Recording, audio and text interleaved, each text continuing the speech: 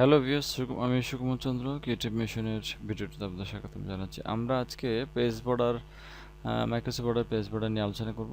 Page border মূলত প্রয়োজন হয় পেজটাকে ডেকোরেট করার ক্ষেত্রে বা কোনো একটা ডিজাইন অ্যাপ্লাই করার ক্ষেত্রে, মানে ভিন্ন ভিন্ন পেজে ভিন্ন ভিন্ন বর্ডার করা, এই ধরনের কাজগুলো আমরা করে থাকি। তো তাছাড়া পেজ বর্ডার অপশনে আমরা টেক্সটের বর্ডার করতে পারি অথবা প্যারাগ্রাফের বর্ডারও করতে পারি। আমরা খুব সহজেই কাজটা করব, আশা করছি আপনারা বুঝতে পারবেন। আমরা যদি একটু থিওরিটিক্যালি দেখি যে পেজ বর্ডার করতে গেলে প্রথমে আমাদের পেজ বর্ডার চুজ করতে হবে। পেজ লেআউট অপশনে গিয়ে দেখতেই পাচ্ছেন ছবিতে দেওয়া আছে, এবং ওখান থেকে যে ডায়লগ বক্সটা আসবে সেখানে বক্সে ক্লিক করতে হবে। বক্সে ক্লিক করে আপনি আর্ট চুজ করবেন, আর যদি ভিন্ন ভিন্ন পেজে ভিন্ন ভিন্ন বর্ডার করতে চান তাহলে অ্যাপ্লাই টু বক্সে ক্লিক করতে হবে। তো আমরা শুরু করছি। প্রথমে আমরা মাইক্রোসফট ওয়ার্ডে যাচ্ছি।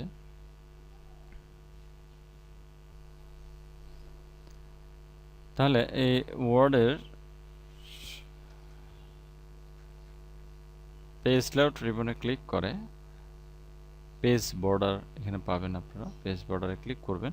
ক্লিক করার সাথে সাথে যে বক্সটা আসবে সে বক্সের তিনটে ট্যাব আছে: বর্ডার, পেজ বর্ডার, শেডিং। তো বর্ডারে ক্লিক করে বক্সে ক্লিক করবেন।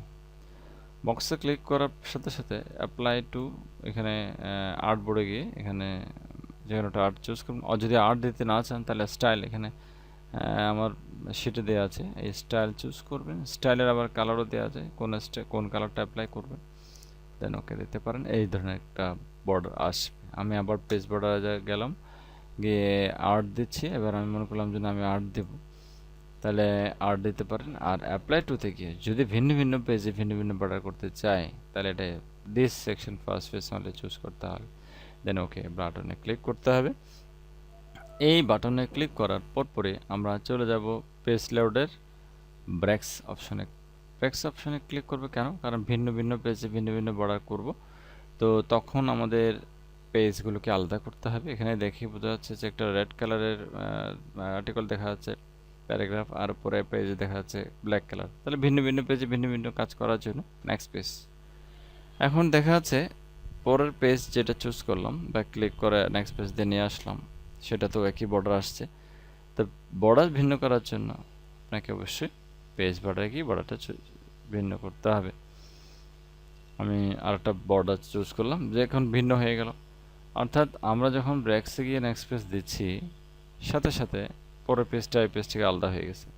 যদিও মনে হচ্ছে একই বর্ডার চলে আসছে, বর্ডারটা চেঞ্জ করে দিলেই আমাদের ভিন্ন ভিন্ন পেজে ভিন্ন ভিন্ন বর্ডার। এই 3 নাম্বার, 2 নাম্বার, 1 নাম্বার। যদি আমরা আরও ছোট করে দেখাই পেজগুলোকে, আরও সুন্দর করে দেখা যাবে। এই যে ক্লিয়ার। আরেকটা বিষয়, এটা হলো ভিন্ন ভিন্ন পেজে ভিন্ন ভিন্ন বর্ডার, ভালো করে দেখলে আপনারা পারবেন। আরেকটা বিষয় হচ্ছে যে টেক্সটের বর্ডার, কোনটা প্যারাগ্রাফের বর্ডার। বর্ডারটা নান করে দিই, ওকে। তো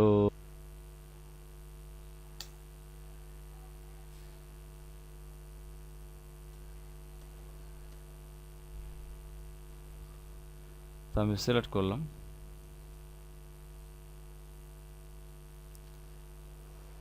এখন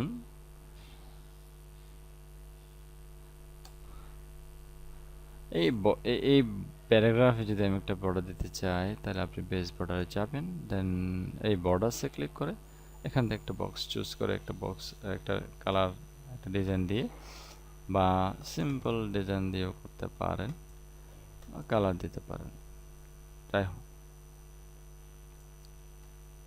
বোঝার সাথে দিলাম এই বক্স। তাহলে প্যারাগ্রাফের ক্ষেত্রে আপনি বক্স ইউজ করতে পারেন। ওকে, আজকে এতটুকু।